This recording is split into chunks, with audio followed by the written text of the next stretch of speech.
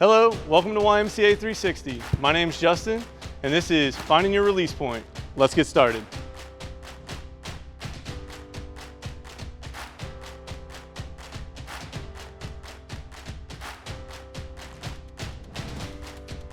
So in our last video, we focused on everything lower body. Today, we're going to be talking about all of our stuff on the upper body and what those mechanics are and what the techniques are. The first thing that starts with is ball positioning in your hand. So what you don't want to do is catch the ball like this with your palm flat to it. You also don't want to catch it too far out with your fingertips pushing it because you're not going to get really good control over that shot. What you want to do is you want to catch the ball with your fingertips slightly resting on it so that you have a gap in between here. So if you zoom in, you could see that there is a gap in between my hand. And what that does is it's going to create control off my shot. So one of the ways that you can work on doing this is by simply taking a ball in your hand and extending it. Just working on form shooting right there. You can do it while you're standing in place. You could do it while you're walking down the sidewalk. You could even do this laying in bed. But what that's going to do is get you comfortable and get you used to catching the ball right here with this gap. And so when you come into your regular shot, you're going to have that comfort and that mobility to move the ball around comfortably and keep that balance and that control on it. One of the easiest ways to find yourself around the ball is to look for the inflation needle. Now when you're in a game, you're going to catch a ball in a lot of really weird spots. It's not going to be a perfect pass. You're going to catch it all out of sync. But one of the best things you can do is practice taking your lead finger, whatever dominant hand you have, that index finger, and finding it and putting it on that inflation hole. So when you do that, so if I catch the ball like this in a game, I know I can get comfortable by moving that ball in my hand, feeling for that little spot, and then I'm square up, ready to go with the shot. So remember, keep the ball in your hand with a slight little bit of a gap in there.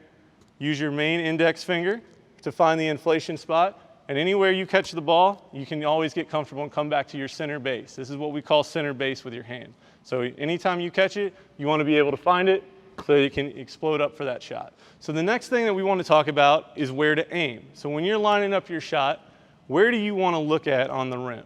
Now you can talk to a lot of different shooters and they're going to tell you a lot of different things. And the honest answer is that there's no right answer here. It's going to be what's most comfortable for you. Some shooters are going to tell you that they line their shot up with the square on the backboard. Some are going to tell you that they look for the back of the rim. Me personally, I find it easiest to look right for the front of the rim. What I do is no matter where I'm at on the floor, whether I'm off to the side, further back, closer to it, I can always look at the front of the rim, and what I want to do is look for where the net and the rim come together. You should see that there's about 2 or 3 hooks, no matter where you're at on the floor, that are always going to be facing you. They're going to be directly in front of you on that rim, where the net comes to meet it. I always try to put my shot just above that spot on the rim. What that does is that allows me to explode up, and I want to drop a little bit of an arc over that shot so that I want to drop it in right behind that spot. What that allows me to do, if I put proper arc on it, is if I'm not swishing every shot, it does allow me to have an opportunity for the ball to still roll in by giving me a soft bounce coming off of the shot. So when I look up, I'm always going to be looking, no matter where I catch the ball, I'm going to be finding that inflation spot like we talked in the last part of the video, and I'm going to be finding that in my hands and always keeping my eyes up and focused on the rim. I don't want to be catching it and turning and looking and having to find that. I always want to keep my head focused and know where the rim is. The ball is going to feel natural in your hand once you perfect that, and you're going to be able to catch it wherever, find your opening, and explode. So once you've figured out what's most comfortable for you and where you want to aim on the hoop, the next important part of your shot is going to be your release point. So what you want to find out is where is that perfect spot so that when you go up to shoot, you want to keep the release point high. So you want to find what works comfortable for you. The importance of this is to make sure that you are releasing the ball high. If you release the ball too low, what's going to happen is it's going to look almost more like a catapult or a shot put. You're going to be coming from your waist more so than up here by your chest. What that allows defenders to do is to defend your shot more easily. If you keep that ball low, a defender doesn't have to be too far from you to reach their hand out and block the shot. But what I want to do is keep my ball here tight. I want to keep it elevated up. So if I'm here, this is what I know about the defender. I know that he's not going to block my shot because my release point is high. And what's also going to do is he has to now get closer to me to at least put a hand up and contest my shot. When he does that, that gives me the ability to dribble drive off of it either way, or to pass the ball, because now I'm more of a threat than if I was just to catch the ball here. I'm not going to do anything if I catch the ball down here. I need to catch the ball up and be ready to explode up. So you want to keep your elbow in tight. You want to almost draw a line with your elbow down with your leg and your knee all the way down to your foot. So for me, again, I'm a right-hander, so my elbow, when it comes up, it's in perfect line with my knee and my foot. It's just one big motion all the way through, and I know that I'm going to keep that release point up here. And what I'm looking for is a high release point with a 45 to 48 degree arc on my shot, which is going to give the ability for the ball to drop in over the hoop and continue to give me a lot of control. If I start bringing my release point up higher, or if I bring it too low, I'm going to lose that balance and that control of the ball, and that's going to affect my shot. So what I want to do is keep it right here and perfect just moving it right there and finding that natural release point where I can shoot the ball up so that it feels natural, but it's also giving me the ability to shoot a clean shot without a defender blocking it. So earlier we talked about form shooting in place. We're going to revisit that a little bit right now that we've talked about our release point. So when you hold that ball here, you want to make sure that you have that gap in your hand like we talked about earlier. And now that you know that you want to keep your elbow in line, you want to focus on that. And you just want to stand here and you want to shoot the ball 50 to 100 times until you feel comfortable. The ball should always come back directly in your hand. You're not trying to put this thing too far forward or too far back.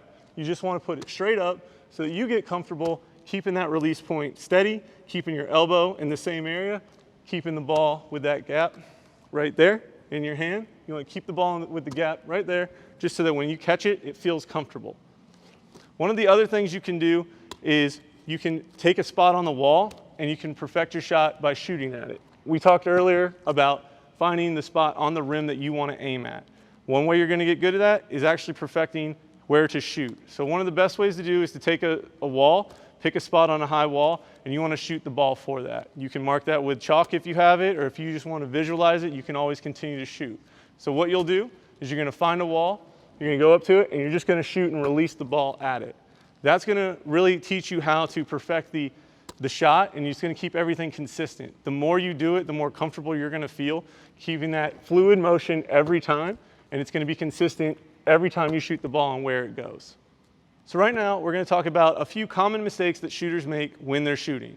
One thing that you don't want to do when you're going up to release that shot is to fan your fingers. You'll see a lot of people, they think it's cool to fade their fingers left or right. What that does is when you push, it's pushing the ball that way. So whether you fade to the right or to the left, it's going to push the ball away from it. Even if it's just a slight motion, it can affect your shot and it's going to affect the outcome of it going in. Another thing that shooters will do when they go to shoot, instead of just following through naturally, they'll flick their thumb. And when they flick their thumb like that, it's going to push the ball left or right depending on which way. Very similar to fanning, but it has a slight more push on the ball and you're going to end up airballing a shot or hitting it off the backboard, completely missing the shot. The next important part is to keep your elbow at the right height. We talked about finding your elbow and where that's comfortable in line with the rest of your body. So you want to keep your elbow almost at between your ribs and your eye level in your release. If you keep your elbow too low, it's going to be a direct shot. It's going to be almost like a shot put, and you're going to shoot too low, or a defender is going to be able to block it. So you want to make sure that you keep your elbow high. What that's going to do is give you an arc of about 45 to 48 degrees, and that's going to drop that ball in over the rim nicely and softly so that if you don't swish it, it will give you an opportunity for a soft bounce. The last thing you want to remember when you're shooting is to be what we call a two-eyed shooter. You don't want to grab the ball and bring it up through the middle of your body, because when you do that, you're going to lose sight of the rim and you're going to lose sight of your target.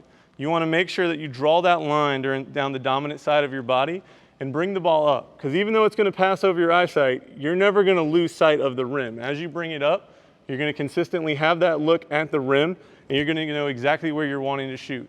If you bring it up through the middle of your hand, you're not going to know where the rim is and you're just going to be shooting at a blank target. You want to make sure that you keep it, extend it up, and you're going to have that direct line sight on the rim. So just as a recap, in this video, we learned about your hand positioning on the ball, making sure that you have that gap in between there. We learned about figuring out where you're comfortable shooting at the rim. Remember, I said that I look at the rim and the net where they come together at the two hooks, but you can pick whatever spot you're comfortable with. Some people pick the backboard, some people pick the back of the rim. It's really, truly up to you. And then we talked about your release point, finding out where your elbow is comfortable, making sure that it stays in line with your knee and your foot on your dominant side, and making sure that you're not too far back, because that's gonna put too much arc on your ball, and that you're not too low on the shot, because that's gonna create a shot put effect, and your shots aren't gonna be as consistent, and they're gonna be a lot more easy to defend. One of the things that we wanted to talk about with our elbow is making sure that once you release, you have that good gooseneck. Remember in our common mistakes area, we talked about that fanning. So you wanna make sure that you have a gooseneck on your shot, so that everything is one solid motion, and that when you come up, your wrist follows through. So go home, work on these, and then we'll see you next week for shooting off a pass. And remember to make it a great day.